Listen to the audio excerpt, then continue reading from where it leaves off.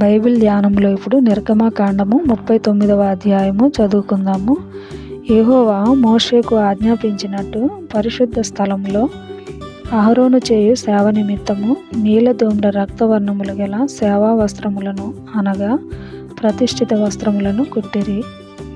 మరియు అతడు బంగారుతోనూ నీలధూమ్ర రక్తవర్ణములు గల నూలుతోనూ పేనిన సన్ననారతోనూ ఏఫోదును చేసెను. నీలధూమ్ర రక్తవర్ణములు గల నూలుతోనూ సన్ననారతోనూ చిత్రకారుని పనిగా నేయుటకు బంగారును రేకులుగా కొట్టి అది తీగలుగా కత్తిరించిరి. దానికి కూర్చు భుజఖండములను చేసిరి.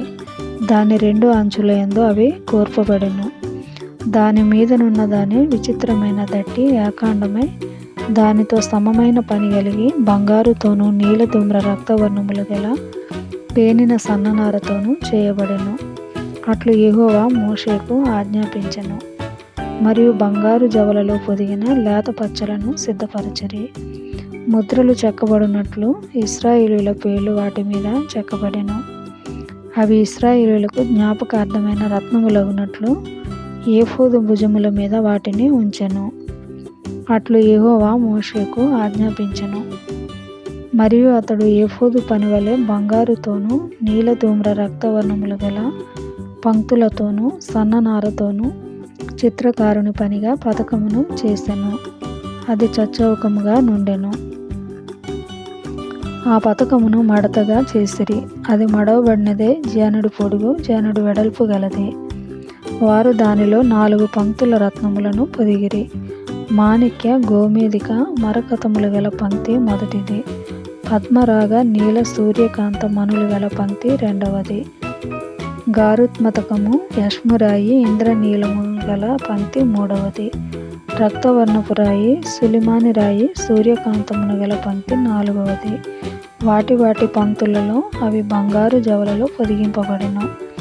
ఆ రత్నములు ఇశ్రాయేలీయుల పేళ్ల చొప్పున 12 ముద్రల వలె చెక్కబడిన వారి పేళ్ల చొప్పున 12 గోత్రముల పేర్లు ఒక్కొక్క దాని మీద ఒక్కొక్క పేరు చెక్కబడెను. మరియు వారు ఆ పతకమునకు మేలిమి బంగారుతో అల్లిక పని అయిన గొలుసులు చేసిరి.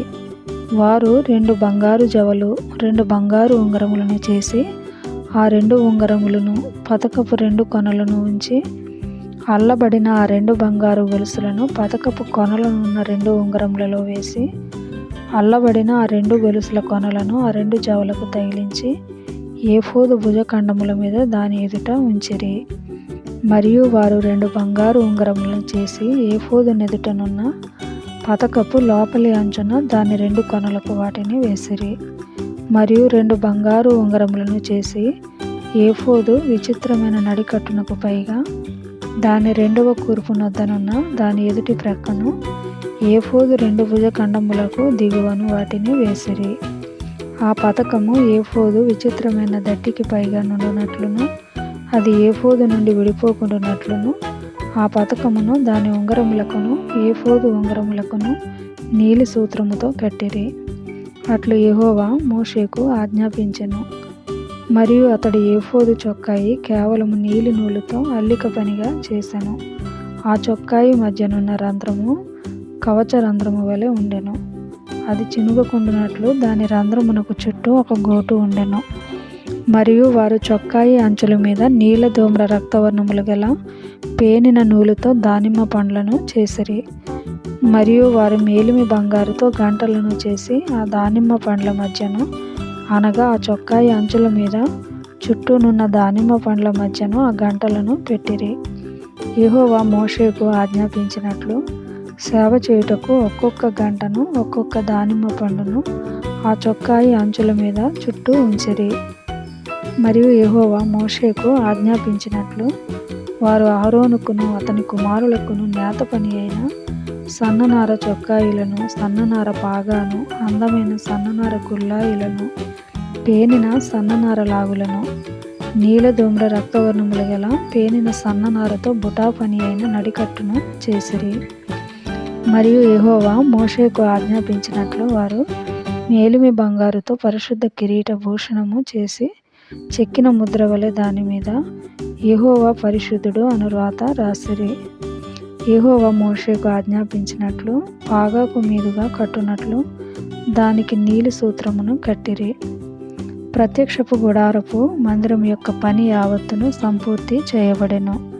యెహోవా మోషేకు ఆజ్ఞాపించిన ప్రకారముగానే ఇశ్రాయేలీయులు చేసిరి.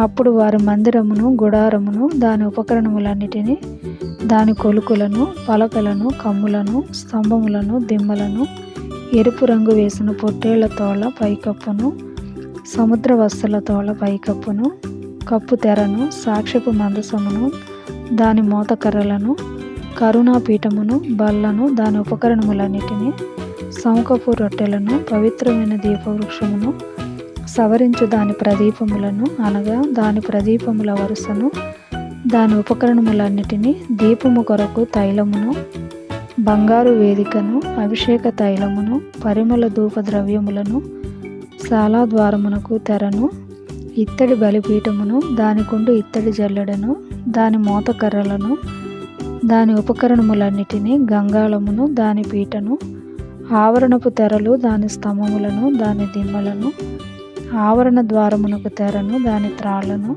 దాని మేకులను, ప్రత్యక్షపు గుడారములో మందిర సేవ కొరకైన ఉపకరణములన్నిటినీ, పరిశుద్ధ స్థలములోని యాజక సేవార్థమైన వస్త్రములను, అనగా యాజకుడైన అహరోనుకు పరిశుద్ధ వస్త్రములను, అతని కుమారులకు వస్త్రములను మోషే యొద్దకు తీసుకొని వచ్చిరి.